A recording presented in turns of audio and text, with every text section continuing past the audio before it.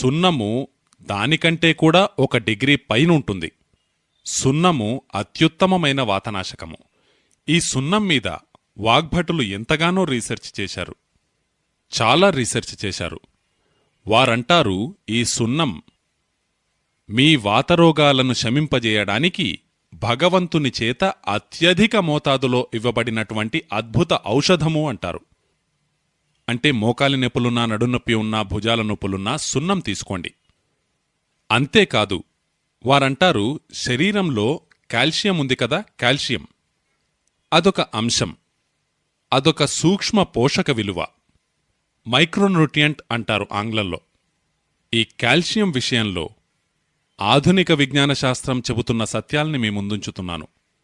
వాగ్భటులెలాగో 3,500 సంవత్సరాల క్రితం చెప్పనే చెప్పారు.